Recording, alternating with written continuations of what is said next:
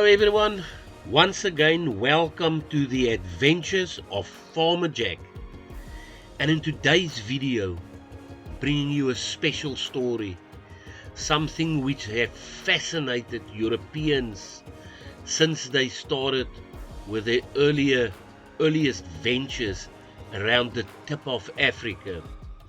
The story is about a mythical kingdom that was searched on by the Europeans since from the 12th century to the 16th century. And this was one of the reasons that seafarers came around the tip of Africa on their way looking for riches in the east. Now, originally perceived to have been a eastern mythical kingdom, which was believed to be a Christian kingdom, which would have aligned itself with European values of the time, and later to be believed to be an African kingdom. But Europeans set out on their little ships to come around the tip of Africa, and as far as they went, they were looking for stories about this mythical country with fascinating animals, immense wealth, cities of gold, rivers flowing of gold. This is in line similar to the story you always might have heard about El Dorado, the city of gold in the Americas, which have been searched for hundreds of years by Europeans. This is in line with that. This is the story of a mythical kingdom in Africa, which till this day is an enigma, a spook story, a ghost story, something that never existed.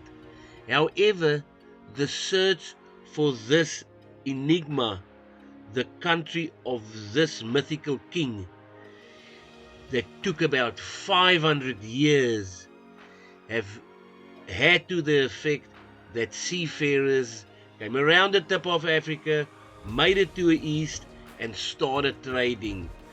This was the mythical kingdom of Prester John. And today's video, I would like to bring you the story of Prester John, where it started, what happened, why were they looking for it, and I'll take you to this monument that's erected in the closest city to where I stay, a monument that has been erected in the name of Prester John and the seafarers that have come around the tip of Africa. It's truly a fascinating story. It's a part of history that everyone should know, even though very few people know about it. So sit back, enjoy the video, and if you like it, give me a thumbs up. If you don't like it, give me a comment. If you like it, give me a comment. And once again, thank you for joining us on the adventures of Farmer Jack.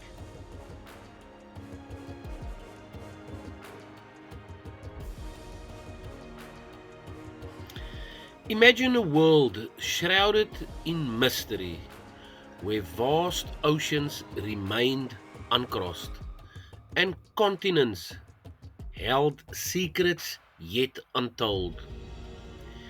Imagine a time of fervent faith, of crusades and conflict, where Europe looked outwards, yearning for allies, for riches, for confirmation that they were not alone in their beliefs. In this world, for over 500 years, one name echoed through the halls of power and the minds of explorers. This name was Prester John. Who was Prester John? He was an enigma, a legend, a mythical Christian king set to rule a fabulously wealthy and powerful kingdom, hidden somewhere in the vast unknown east. He was a beacon of hope in uncertain times, a promise of a potent Christian ally against perceived threats, and the potential source of unimaginable riches. This journey that started in the turbulence of medieval Europe and leave tangible traces right here on the shores of South Africa, where I will bring you two unique sites connected to this very legend.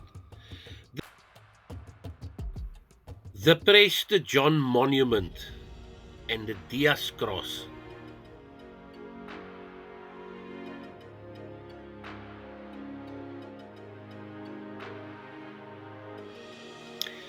Our story begins in the 12th century. Europe was a continent in flux, marked by internal strife and the religious fervor of the Crusades.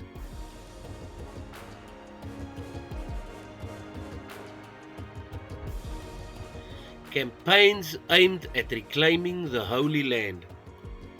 It was in this climate, around 1145, that the first documented mention of Prester John emerged.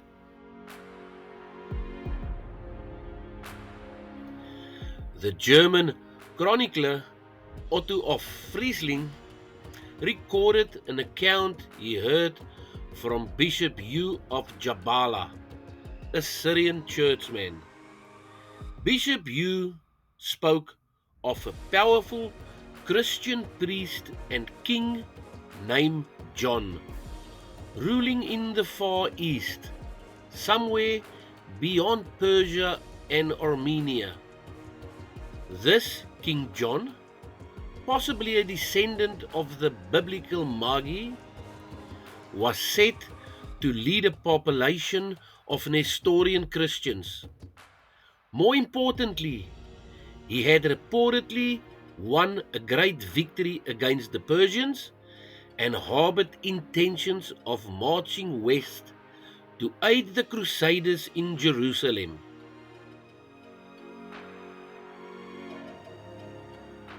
This initial portrayal presented Prester John as both a spiritual and a temporal leader, exactly the kind of powerful co-religionist that a besieged Christendom longed for. The legend was born from a deep-seated European desire for support against their adversaries. But where was this mighty kingdom? In an era where geographical knowledge was patchy at best. The location attributed to Prester John was a moving target. Initially, vague notions placed him in the Indies or the Far East, lands already imbued with an aura of mystery and known to host Nestorian Christian communities, particularly in parts of India.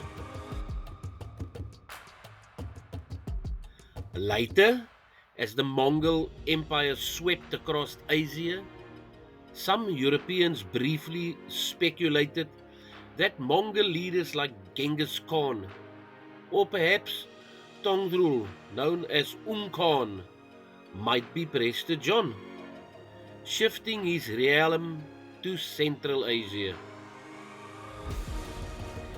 However, by the 14th and 15th century, the legend found its most enduring home, Africa, specifically Ethiopia, a known ancient Christian kingdom, became widely accepted in Europe as the seat of Prester John's empire. This shift suggests a desire to anchor that fantastical legend in some form of geographical reality, even if the details remained embellished by myth. Ethiopia was Christian, It was powerful in the region, and it was remote enough to accommodate the fantastic tales. The legend received a massive boost around 1165 with the appearance of the so-called Letter of Prester John. This extraordinary document, purportedly written by Prester John himself and addressed to European rulers like the Byzantine Emperor Manuel Komnenos, circulated widely across Europe. It was a sensation. The letter painted a breathtaking picture of his realm.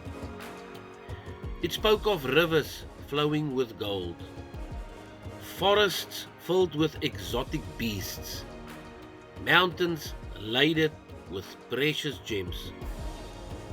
It described the land of utopian harmony, governed by justice and piety, defended by immense armies, and home to marvels like a mirror that allowed the king to see all parts of his domain, and even a fabled fountain of youth.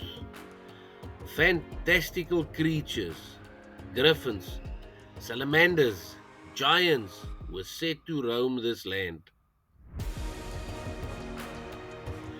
Today's scholars recognize the letter was a clever forgery, likely to originate from Nestorian circles, perhaps with anti-Byzantine motives.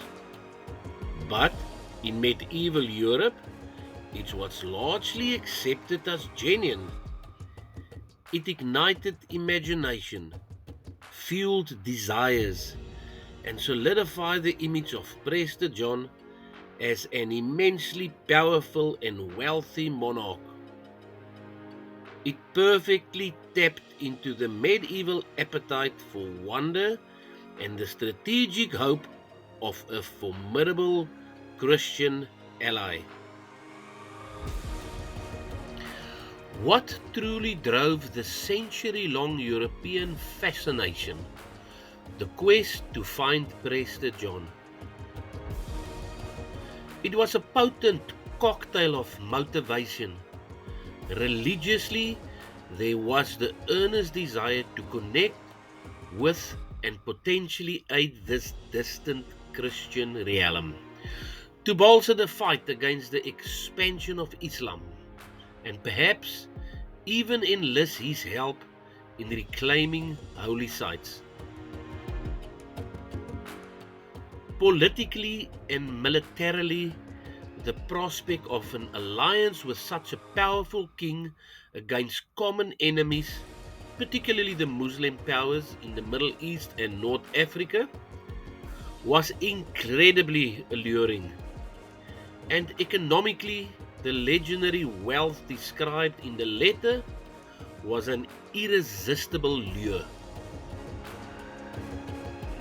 Access to the riches of the East, bypassing established trade routes, became a powerful economic driver, merging seamlessly with religious and political goals and significantly propelling the burgeoning age of exploration. By the 15th century, this quest entered a new dynamic phase. Portugal took the lead in maritime exploration, systematically pushing down the coast of Africa. For the Portuguese monarchy, including visionary figures like Prince Henry the Navigator and later King John II, the twin goals of finding a sea route to India and locating the kingdom of Prester John were often inseparable. They largely subscribed to belief that Prester John was the Emperor of Ethiopia. Finding him meant finding a Christian ally in the African interior, potentially encircling Muslim North Africa and gaining access to the rumored wealth of his kingdom and the trade routes to the east. The myth was now directly shaping the course of global exploration.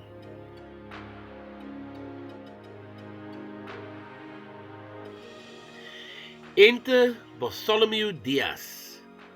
In 1487, King John II of Portugal gave Dias a crucial mission.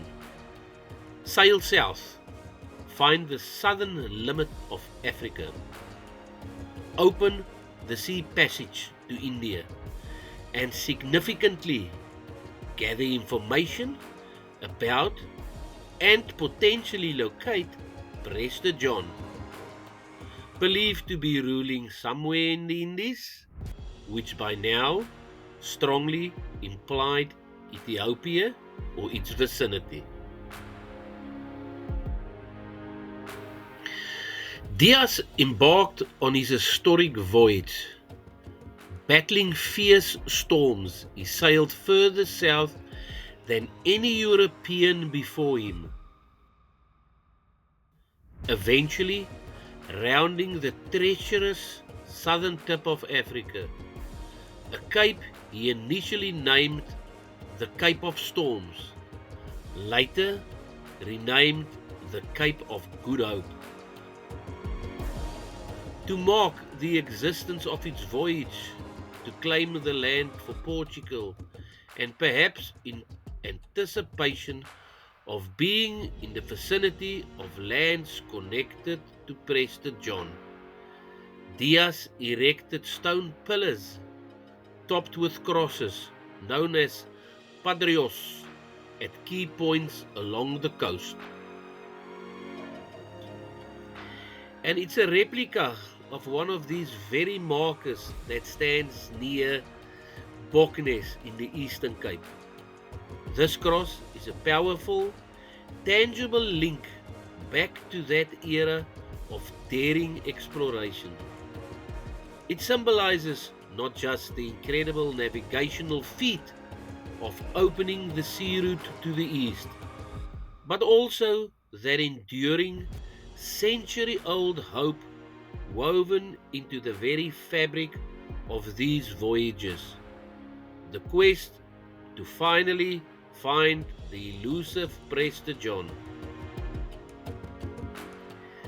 Dias masterfully proved the sea route was possible, a monumental achievement. But like all those before him, his search for the mythical king came up empty. The story doesn't end there. While Prester John himself remained elusive, his legend continued to resonate. Here, in Port Elizabeth, in Fleming Square near the City Hall, stands a unique and fascinating tribute, the Prester John Monument.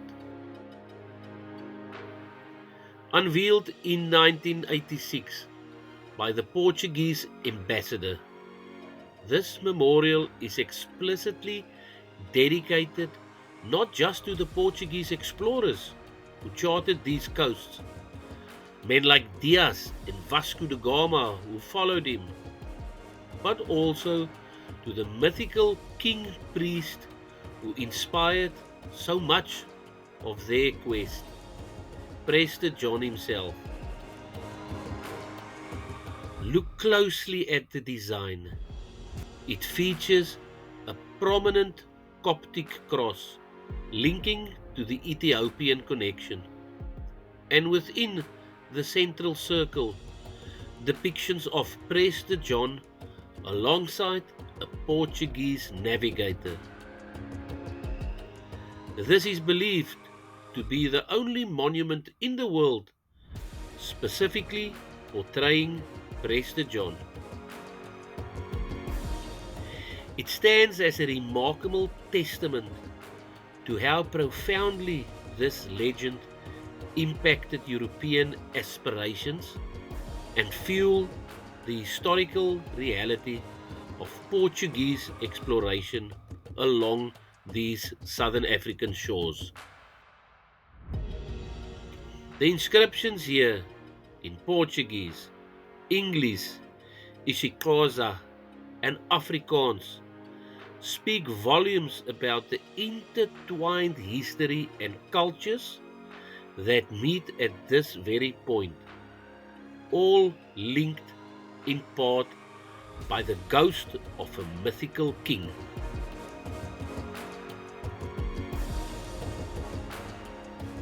So, what happened to Prester John in the end? As European geographical knowledge expanded, the myth began to unravel. Portuguese explorers did eventually reach Ethiopia in the early 16th century. They found a Christian kingdom, yes, but its rulers, while real monarchs, bore little resemblance to the fantastical description in the letter of Prester John. Reports even suggest that the Ethiopian emperors themselves were somewhat bemused by this strange title the Europeans tried to bestow upon them. As maps became more accurate, as direct contact replaced rumors and speculation, the belief in Prester John as a living, breathing monarch gradually faded. By the 17th and 18th century, he had largely transitioned from the realm of possibility into the world of myth, folklore, and cultural curiosity. The tale of Prester John is a captivating example of how myth and reality can intertwine. Though rooted in legend, the idea of Prester John exerted a very real and powerful influence on European history. For centuries, the quest for this phantom king spurred exploration, drove sailors into uncharted waters, contributed to the expansion of geographical knowledge, and fundamentally shaped how Europe viewed and interacted with the wider world. He remains an enigma, never found because, in the form Europe imagined, he never truly existed.